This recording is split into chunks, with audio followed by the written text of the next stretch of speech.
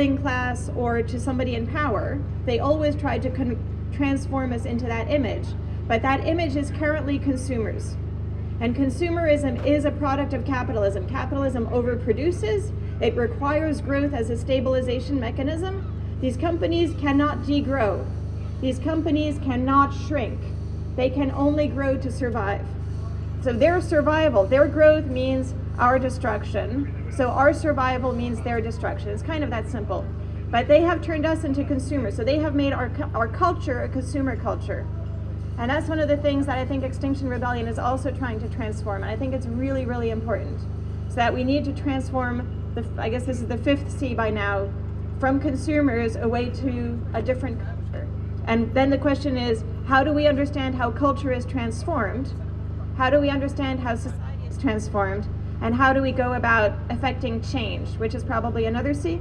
I've lost track. Now, if we try to understand how these changes came about and how we came to be on the course we are now, that means looking through history. So we'd already talked about distant prehistory. We already talked about, millions of years ago when we weren't even around. But in the most recent history, in terms of the developments of industrialization, where Manchester plays a starring role, right? We're also talking about a history of exploitation and a history of domination of other people. So one of the things we have to be aware of is that we are going up against absolutely ruthless industry. Very powerful, very profitable, controls much of the way we do business and run our lives around here, including making these roads, including parking spaces, including a lot of the way we run our lives. We're going up against them, and they have known this and decided not to care, decided to keep going. So we have to be aware of who we're going up against, and as well on an international level. That's one thing. The second thing I wanted to say is what does this mean in terms of alternative economics, alternative civilization, alternative culture? Alternative civilization and culture and economics to some extent you're already demonstrating here. So you are creating this, and this is an extraordinarily important and beautiful moment to be able to see this. Basic reply that you would have to give your average climate change denier. What is the? Climate change denier. Yeah, what is the? What's the basic reply that you would have? Okay, my basic, I don't reply to climate change deniers because I don't like my time wasted. But if one is going to reply, I think the point is, that's being a little glib. Partly one of the reasons I don't have to do it is because a lot of people have already done it.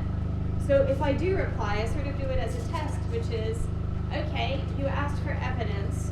Well, because people, scientists and science communicators have been replying to climate change deniers for so long, there are all kinds of resources, online reports, videos, YouTube channels, that you can send them to and say, okay, here's your science explained so that a 3rd grade child can understand it.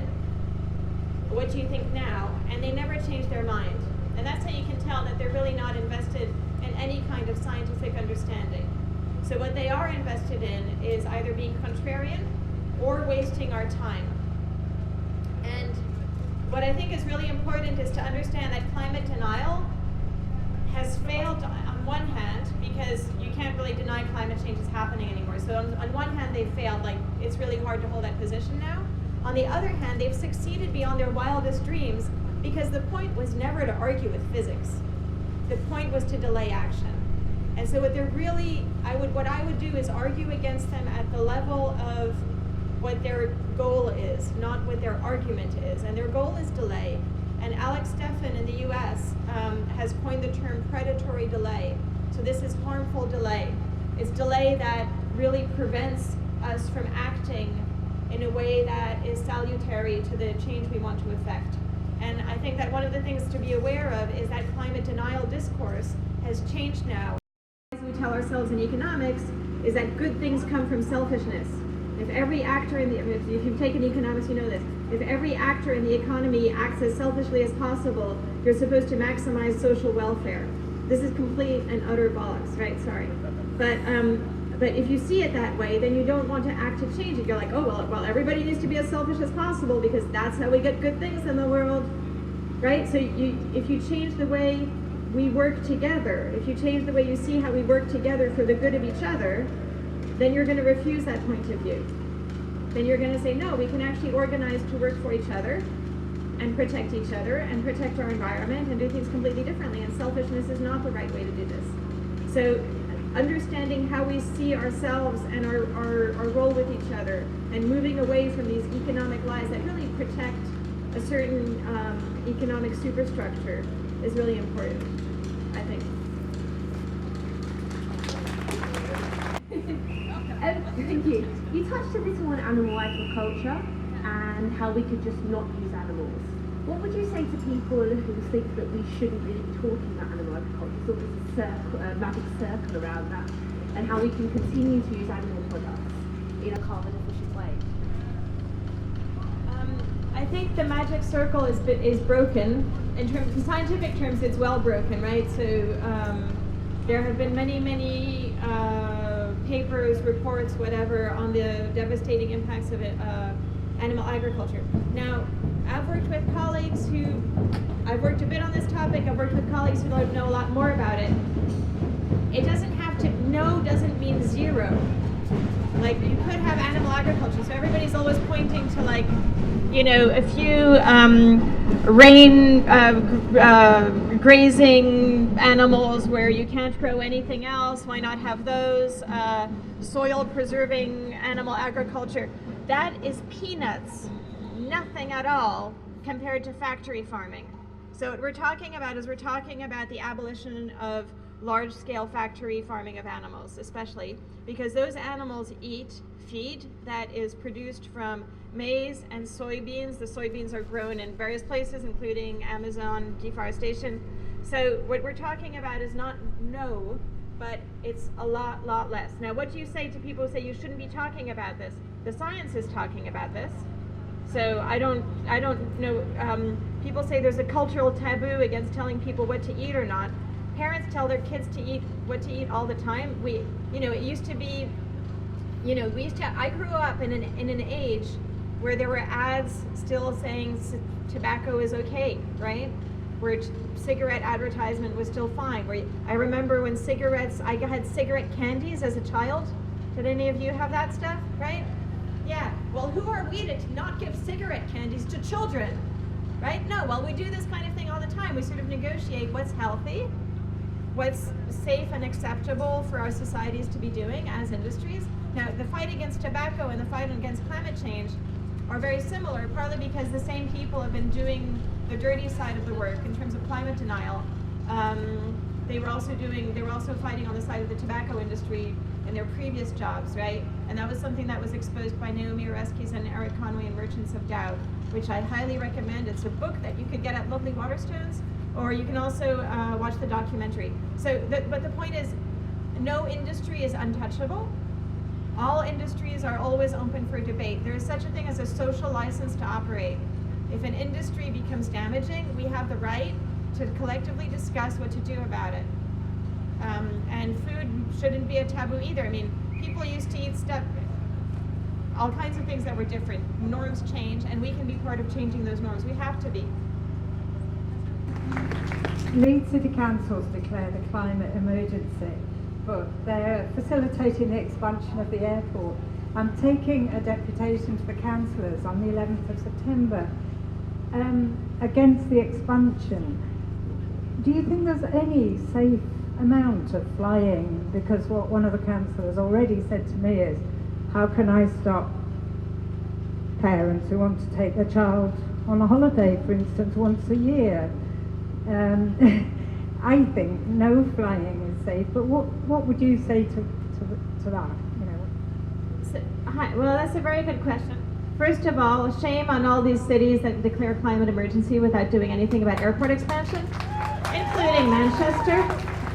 Although Manchester is already so big, its rate of expansion is smaller, but that's just because it's already so big. So I completely agree. It would be very interesting to talk to your delegation. I have colleagues who've done quite a bit of work on the airport expansion topic in Leeds. So it's something I'm quite interested in as well. Now, what do you say? I think there's two things, or two or three levels of argument. But first I'm going to tell a funny story that's sad. I was teaching some young children about climate change, 5-year-olds, and one girl told me, she said, oh yes, we flew to the Maldives because my daddy wanted to show me the coral reefs, to go snorkeling to see the coral reefs before they go extinct. And I was just like, right, so your father flew you across the world contributing to the extinction of animals to show you the animals that were going to be extinct. I guess that's a great holiday. Anyway, so I think the point of the parents want to do something for their children, there can be argued on both sides. I think the other thing is that there's a distributional argument. Wait, this poor plant. Which also needs water, by the way. Maybe we can move it into the rain. There's a distributional argument. There are some people, so something like 15% of people are responsible for 70% of flights. So it's not the family that goes once a year on holiday. So one of the things that Molly Scott Cato has been talking about, the Green Party has been talking about, or other people as well, is a frequent flyer levy. So the point is people basically, starting from now, have one flight a year, and then you tax the heck, or you just put a quota and say you can't do more than that. So you could say, yes, if you want these to keep operating for a little bit, let it be for that one family who's going on a holiday once a year, which would already be a huge change. We're already talking about reducing flights by a factor of two if people only took one flight a year. That's those that fly. What you're saying in terms of no flying is safe, the same could be true about no driving. The same could be said about no gas heating or cooking. So we're talking about a rapid rate of reduction and what's consistent with that. And flying is part of it, but just saying no flights are safe, I would say no driving. You can say that for any level of emission. We're already past planetary boundaries in that sense. So that becomes quite hard to, it's true, but I'm not sure it helps organizing the way down. But let's be in touch, okay? Yeah. How do we break people out of the current economic paradigm so that they are not complicit?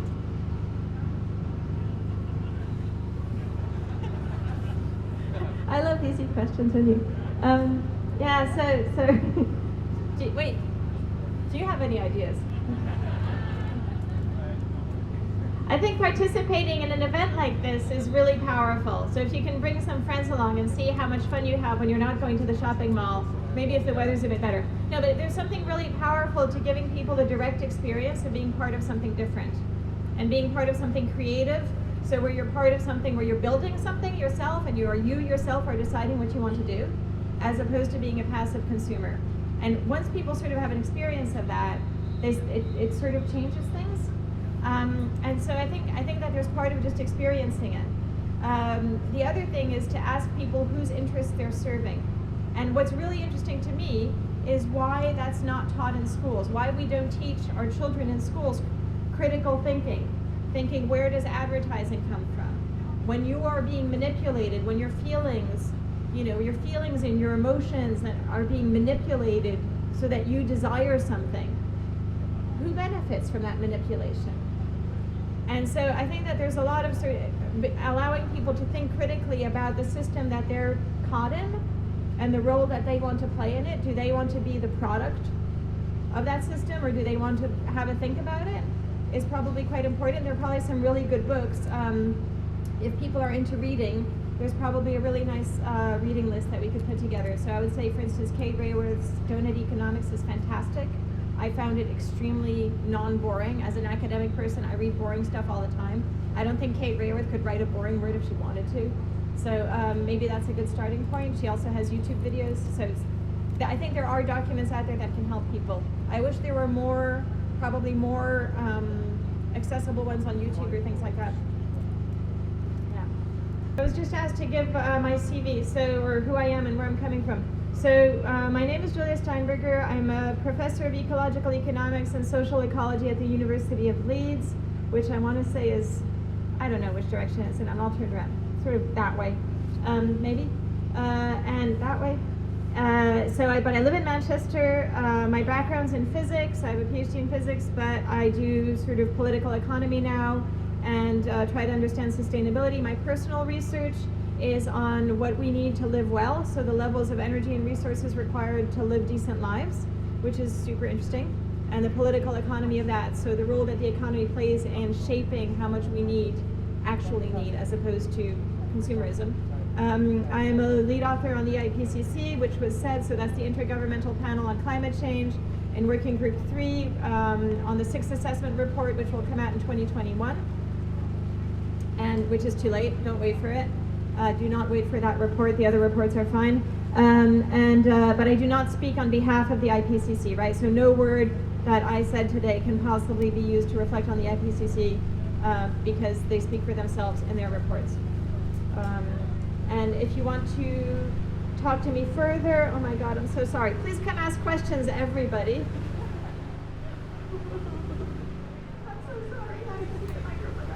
I'm so sorry. If you want to anything further to communicate with me, I'm easy to find on the internet. I'm on Twitter at JK Steinberger. You'll figure it out. Thank you.